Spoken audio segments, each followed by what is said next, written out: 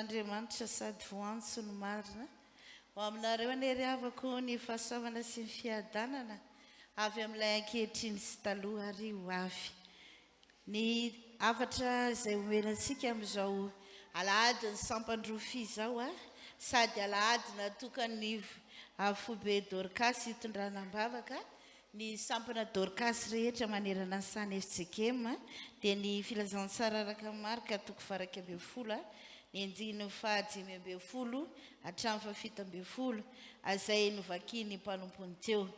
Fa ny hosingantsika manokana dia ny andiny fafito ambin'ny folo manao hoe tapa voalohany tsy voasoratra hoe va ny tranoko atao hoe trano fivavahana ho an'ny firenena rehetra.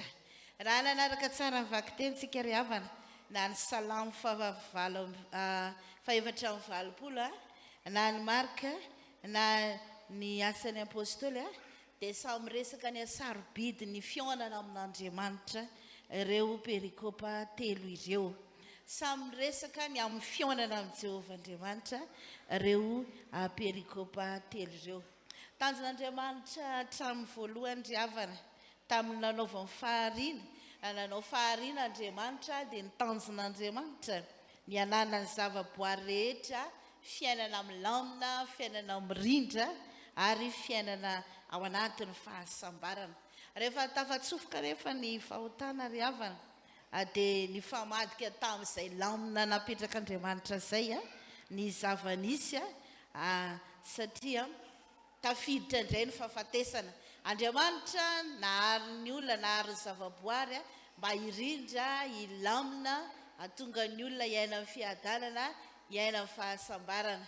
Fa rehefa tsy nankatohan'Andriamanitra ny olona, rehefa tafiditra fahotana dia lasa fahafatesana indray no tafiditra teo amin'ny fiainan'ny zanak'olombelona. Manoloana izay indrindra dia naniraka mpanompo Andriamanitra ampitodika sy ampiverina ny olona ho ao aminy. Tao anatin'ireny vanim-potoana izay nandrahan'Andriamanitra reny mpanompony maro samihafa reny rehefa ry havana dia mbola nisy fandavana ihany nataon'ireo zanak'Andriamanitra ny zanak'Israely. Ary dia sasatr'Andriamanitra maniraka olona trany ampiverina ny zanak'Israely ao amin'izany. Mba ahafahan'Andriamanitra indray mampivondrona, ahafahan'Andriamanitra indray mamerina ny olona ao aminy. Tena tian'Andriamanitra mantsy ry havana, tena ho tafaverina amin'ny fifandraisana amin'ny olona ary vokatr'izay famerenan'Andriamanitra ny olona ao amin'izay no nananganan'Andriamanitra ny tempoly. Ary dia nampiasa olona trany Andriamanitra tamin'ny fampitana hafatra tamin'ireo vahoakandreo. Ary tao anatin'izany ny asa tao anatin'ny tempoly anisan'izany ny mpisorona, anisan'izany ny mpaminany ary mpanjaka ihany koa. Ny tantaran'ny tempoly teo amin'ny fiainan'ny vahoakan'Andriamanitra. Ny tempoly dia toerana natao hiaona ny vahoakan'Andriamanitra. Ary rehefa tratra ny fahababoana reto zanak'Israely reto ary rehefa nandeha tany am-pielezana maro isan-karazany tany dia mahatsiaro indrindra manana ny tempoly ary mahatsiaro ny asarobidiny izany hoe tempolin'Andriamanitra izany. Ary dia tsapany vahoakan'Andriamanitra arak'izany ny lanjan'ny tempoly. Ity marika toko faraka ambin'ny folo ity ry havana dia mitantara ny fiakaran'ny olona anompan'Andriamanitra.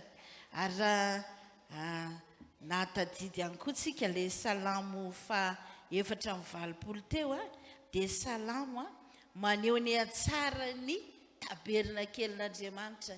Ary io salamo io koa dia maneho ny hatsarany fionana amin'Andriamanitra hoe sambatra izay mitoetra ao an-tranon'Andriamanitra. Ary ny asan'ny apôstôly dia maneho ihany koa ny hatsara ny fanaterany fanapitra ny fanomezana ao amin'Andriamanitra amin'ity andro izay natokana ho an'ny sampandrofia ity sy andro natokana ho an'ny Dorcas ity ry havana hitondranam-bavaka ny sampana Dorcas. Andriamanitra izany dia teo aneho indrindra amin'ny alalan'izao perikopa izao hoe tokony ho tsaroan'ny olona ny amaminy sy ny asarobidiny izany hoe fionana amin'Andriamanitra izany. Ary tokony hatsiara ngetaeta mandrakariva ny olona hitady sy aona amin'Andriamanitra.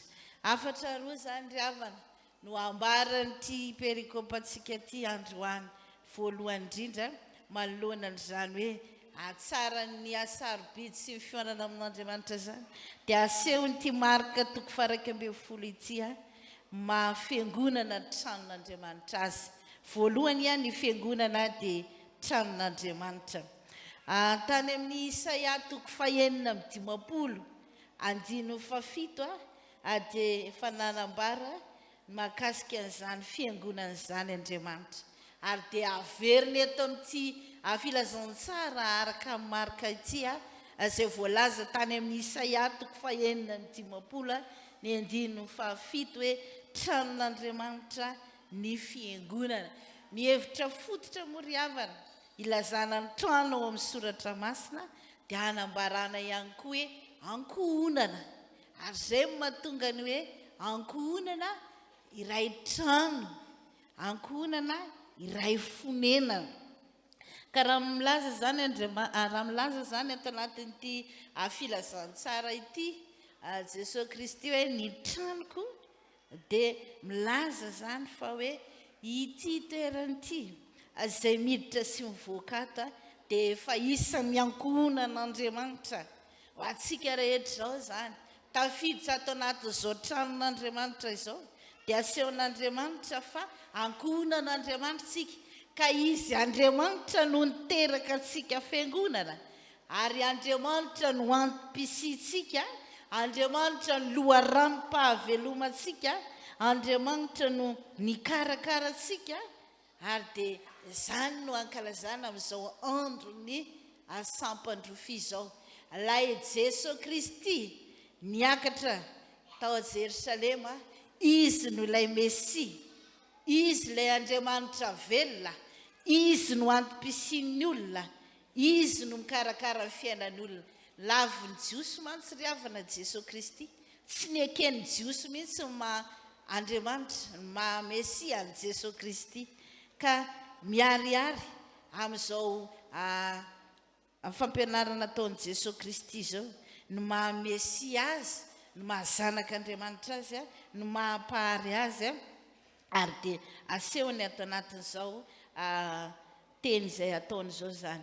Amin'ny fotoana izay mampisy ny fiangonana zany ry havana, raha izay ny hevitra fototra ny hoe fiangonana ankohonan'Andriamanitra dia izao hoe rehefa misy ny fiangonana dia misy Andriamanitra. Ny fisian'ny fiangonana mijoro zany araka izany no maneho ny fanatrehan'Andriamanitra. Tsika zao ato anatin'ny fiangonana dia maninona zany Andriamanitra zao? Manatrika antsika Andriamanitra. Manatrika antsika Andriamanitra amin'ny fotoana izay iangonantsika, ary ny fiangonana dia maneho ny fanatrehan'Andriamanitra. Misy ny olona miteny hoe tsisy Andriamanitra, fa matoa mbola misy ny fiangonana dia maninona zany io Andriamanitra io? Misy zany Andriamanitra. Ny fisian'ny fiangonana, ny fijoroan'ny fiangonana dia maneho mandrakariva fa eo Andriamanitra manatrika. Ary dia raha mahatsiaro tsika ry havana tamin'ny vanim-potoana ny confinement, tamin'ny vanim-potoana ny fibohana, izay tsy nahafahana nandeha taty am-piangonana fa samy nanao fanompoam-pivavahana tany an-trano. Nafinaritra ve sy nafinaritra? Na dia samy mivavaka ao an-trano ao, eny na dia izay samy pastera ary. Izay ambady pastera moa zany samy manambady pastera. Dia tsy fantatro ry pastera fa ohatranay izay manakavy ihany no mivavaka tao an-trano tao.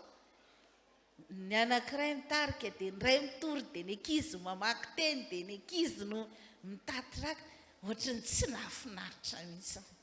Izany hoe hafa ihany ilay fionana aty an-tranon'Andriamanitra, ary tsy mahagaga raha ny ely tany am-pelezana rery zanak'Israely reto ka manana le tempolo tany Jerosalema, mahatsiaro le tempolo tany Jerosalema, fa hafa ihany ry havana.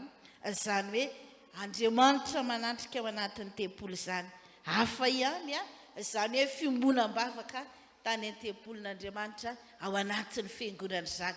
Ary izay mahatonga antsika tsirairay hoe miaraka miombona mibavaka eto ankehitriny mahatsiaro ny asarobidiny fiangonana ary mahatsiaro ny fiombonana mahasamy zanak'Andriamanitra, mahatsiaro fiombonana mahasamy ankohonan'Andriamanitra satria ao amin'ny fiangonana no anehoan'Andriamanitra ihany koa ilay miafina indrindra.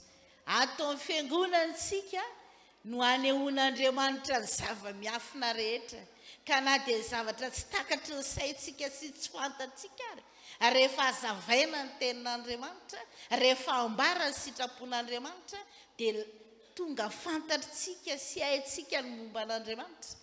Ary raha matadiditsika ny teny fanomezam-pahefana izay ampiasain'ny mpiandry rehefa manao ny asa dia izao no ataony hoe ny fanahin'ny fahamarinana dia ahoana ny tohiny?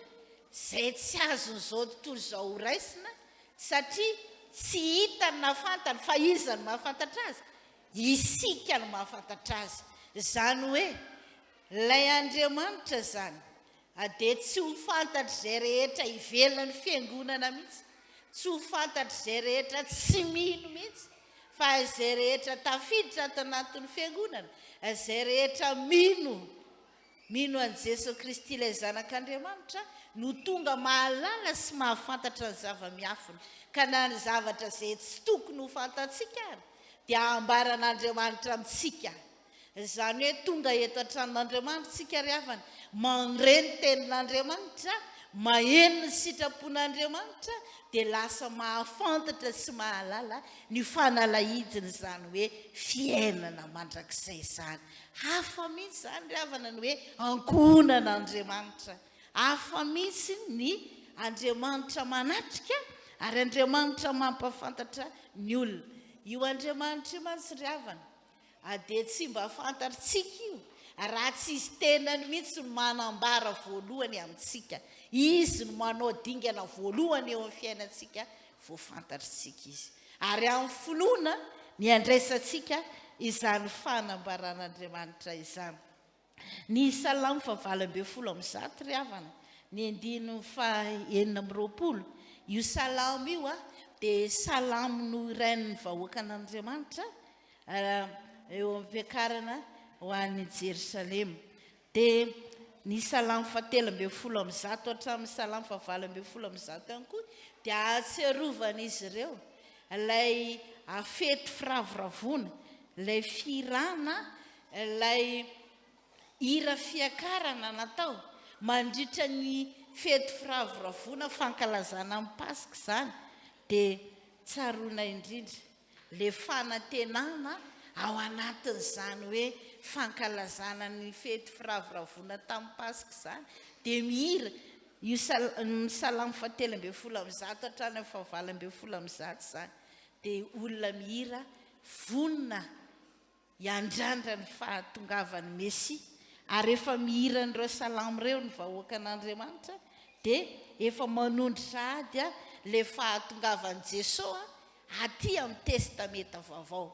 Ary izay mahatonga antsika tsy manasaraka ny testameta taloha sy ny testameta vaovao, satria ny zavatra voalaza ny testameta taloha dia maninona aty amin'ny testameta vaovao? Tanteraka aty amin'ny testameta vaovao. Any amin'ny Isaia izy dia efa milaza ny fahaterahan'i Jesosy Kristy. Fa zaza niteraka ho antsika, zaza lahy nomeny antsika, ny fanapahana dia ho antsoriny, ny anarany atao hoe Andriamanitra magaga, Andriamanitra mahery, andrian'ny fiadana. Any amin'ny Mika, any amin'ny mpaminany Mika any izy dia efa milaza izany hoe fahatongavan'ny Mesia izany. Ka le fiakarana, le hira fiakarana izany, na hira no irain'ny zanak'Israely taty amin'ny testameta taloha ao amin'ny salamo, na ity hoe fiakaran'i Jesosy tao Jerosalema ity, dia tena mitory fanambarana ny fiavian'i Jesosy Kristy, fanantenana mesianika manambara horetany horen-danitra fa Jesosy Kristy ilay Mesia, Jesosy Kristy ilay irak'Andriamanitra, Jesosy Kristy ilay Andriamanitra tonga, ilay Andriamanitra miditra eo amin'ny fiainan'ny olona, ilay Andriamanitra miditra teo amin'ny tempoly. Nafinaritra ry havana ny fanehoana izay nataon'ny sampana sekulalahady talohan'ny fidirana teo. tena misarika ny saintsika sady rehefa tonga tam-piangonana indraindray mantsika variana ihany na dia efa nilazaina ary tamin'ny herin'ny androany hoe amin'ny herin'ny androany a dia alahadiny sampandrofia mipetraka amin'ny perikopy zany ary efa fantatra fa ny alahady melohan'ny pasika dia alahadiny sampandrofia fa indraindray rehefa mandeha miasa antsika variana amin'ny fiainana dia adino ka rehefa tonga teto an-tranon'Andriamanitra sika ny fihetsika nataon'ny sampana sekoly alahady teo dia mampiverina sady ary mampifantoka antsika sady ny amin'ity fotoanandroany ity hoe mampatsiaro antsika zava-dehibe tokoa ane zany fiakarana zany ny fiakarana tambonahitra tao Jerosalema anehoana ny mahamesi anehoana ny mahazanak'Andriamanitra ilay irak'Andriamanitra amin'ny Jesosy Kristy ary dia tsy mahagaga raha tezitra Jesosy Kristy tamin'ireo fihetsika izay nataon'ny olona tamin'ny tempoly satria fihetsika maneho izay tsy fanajana azy amin'ny maha-Andriamanitra azy ary Jesosy Kristy ilay niteny hoe ny trano ka atao hoe trano fivavahana dia Jesosy Kristy manafoana ny ratsy rehetra Jesosy Kristy manala ny endrim-pahafatesana rehetra Jesosy Kristy manala ny tontolo faharatsiana rehetra ny fahatongavan'i Jesosy Kristy zany ry havana dia fahatongavana manala ny fahotan'ny olona fahatongavana manala ny faharatsian'ny olona ka raha ankalazaintsika androany mahasarobidiny zany hoe fisian-tranon'Andriamanitra izany dia izao no tokony ao an-tsaina rehefa tafiditra ato an-tranon'Andriamanitra ny olona dia tokony hatsiaro ihany koa izy fa mpanota ka ilay Jesosy Kristy tonga no ekeny hanala ny fahotana ao anatiny ao zany hoe ny olona rehetra izay tonga ato an-tranon'Andriamanitra zany dia olona tokony hatsiaro fa mpanota mahatsiaro fa olona tsy mendrika mahatsiaro ny fahatsoana ilay fahatongavan'ny Mesia zany ry havana ilay fidiran'ny Mesia dia fidirana mampanetry tena ihany koa tsisy fireharehana ao anatin'izay ny soratra masina milaza fa tsy misy inona na dia iray ary tsy misy marina na dia iray ary tsy tokony hanamary tena zany ny olona rehefa tonga ato am-piangonana fotoana ry havana izao mbola anatin'ny vanim-potoana ny karentsika izao ry havana ary hiatrika ny herinandro masina sika ahafahantsika mandiny tena ny mahampanota antsika mandiny tena fa olona tsy mendrika ary mahatsiaro ihany koa ilay famonjena nentin'i Jesosy Kristy ka ny fisian'ny fiangonana zany ry havana ny fisian'ny tranon'Andriamanitra dia fomba anankiray ahafahantsika manavao ny fanoloran-tenantsika fomba anankiray ahafahantsika mandiny tena ka miala amin'izay rehetra mety ho tontolo ny fahafatesana miala amin'izay rehetra mety ho tontolo mangetsa fa hiditra kosa eo amin'ny tontolon'ny fiainana hiditra ho fahavelomana fa velona mantsy ilay Andriamanitra ny antsatsika ka tsy tian'Andriamanitra hisy ho faharatsiana tsy tian'Andriamanitra hisy ho pentipenti ny fahalotona ny fiainantsika fa te hamelona antsika ihany koa izy amin'ny fanantenana raha voaketo zany tsika dia tokony ho velona amin'ny fanantenana velona amin'ny finoana ary dia miala ao anatin'ny tontolon'ny fahafatesana ny zavatra faharoa ihany koa izay ambara ny amin'izao perikopantsika izao dia izao hoe ny fiangonana dia trano fivavahana ny fiangonana dia trano fivavahana antony anankiray ihany koa ry havana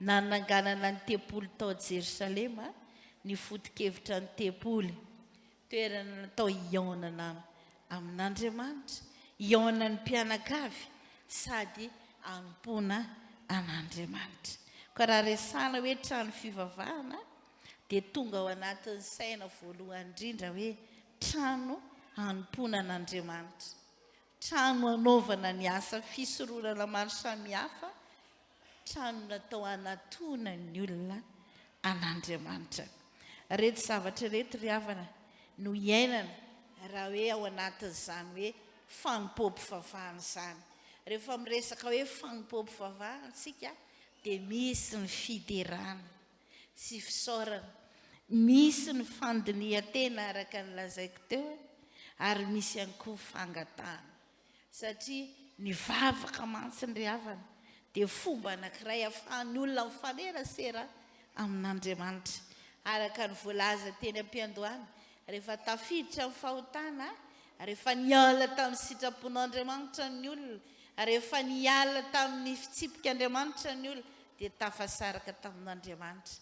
Lasa niafina, niery, nandositra n'Andriamanitra ny olona. Andriamanitra mitady fomba mandrakariva amerenana ny olona ao amin'ny fifandraisana ho aminy.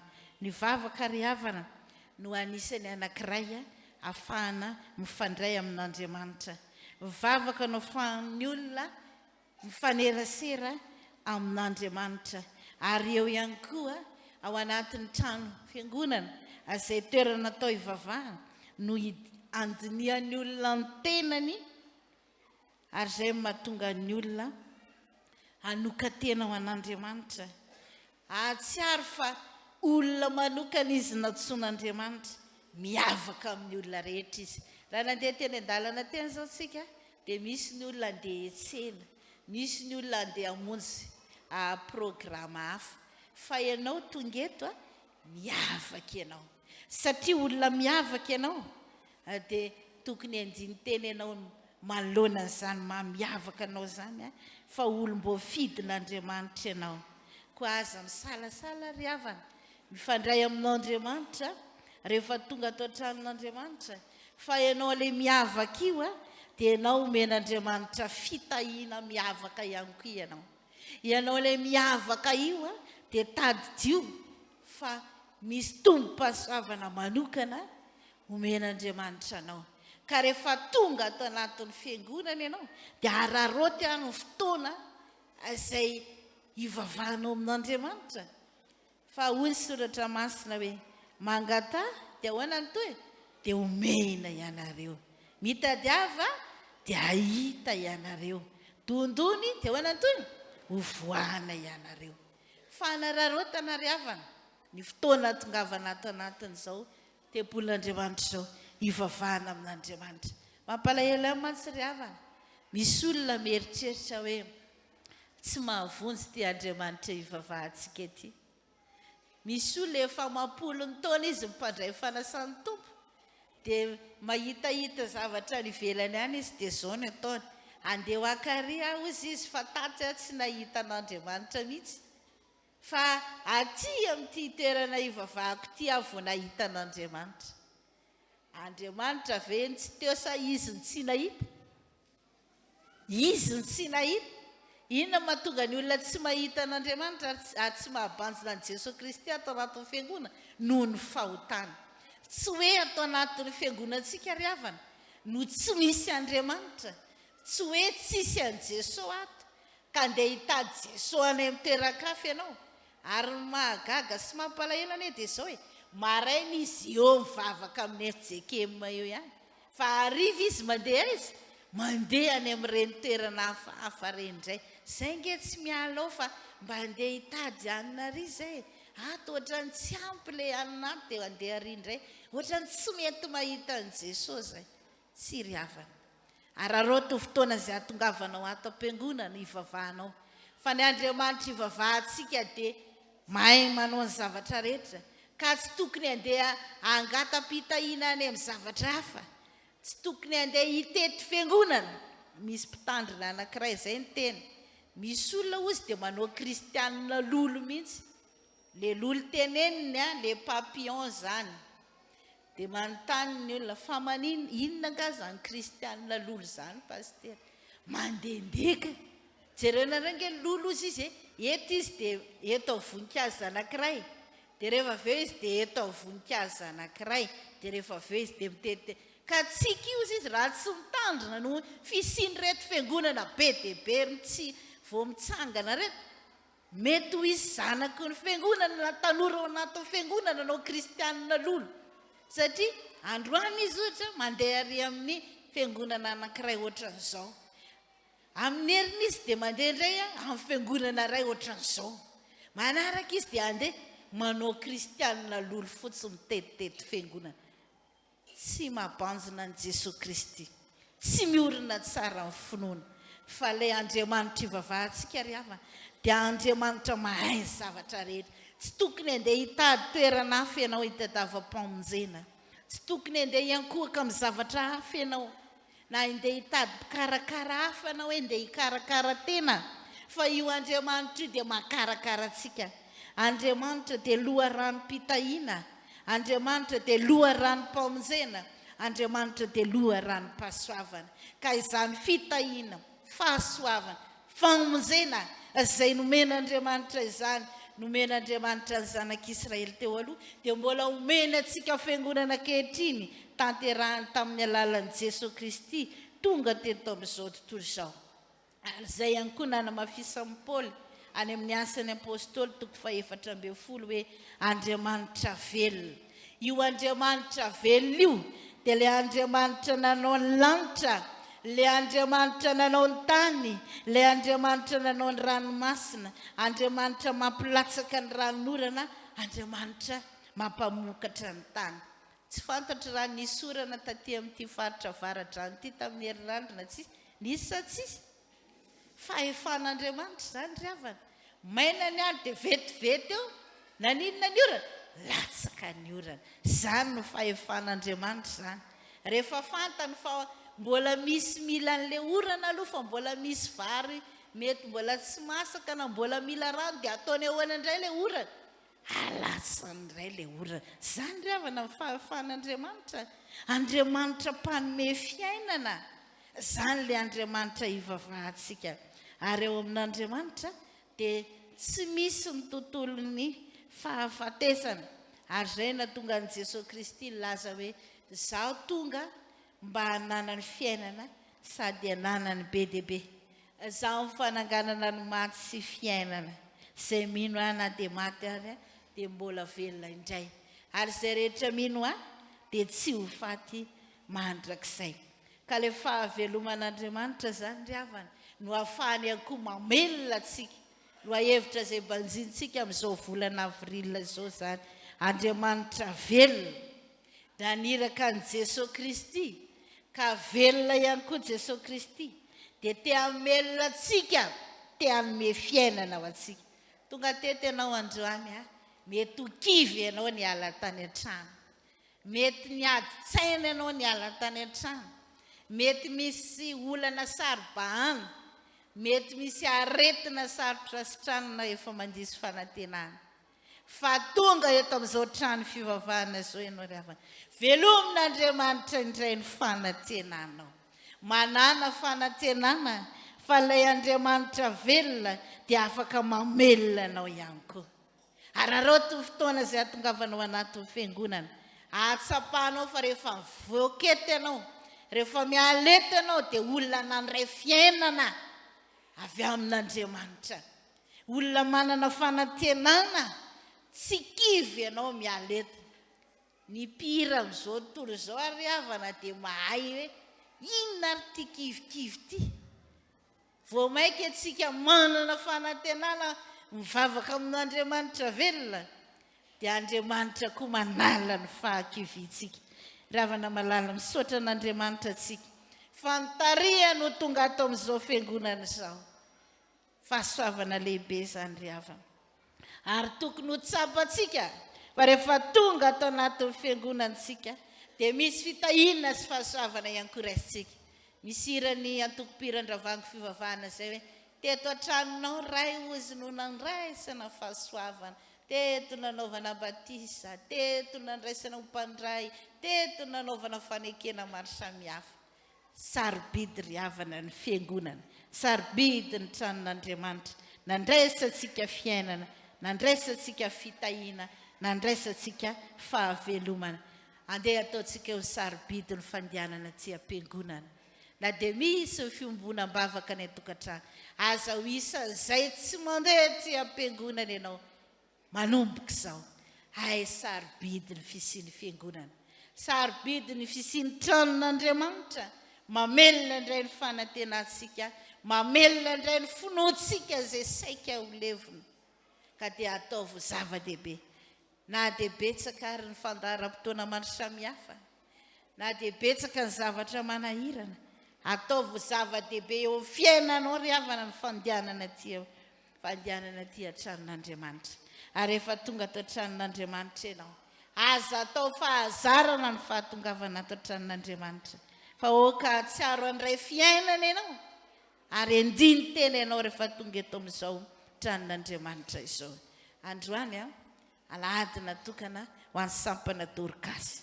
Ry Dorcas malala, ry rem-pianakaviana malala, aza variana amin'ny fahasahiranana ao anatin'ny tokantrano.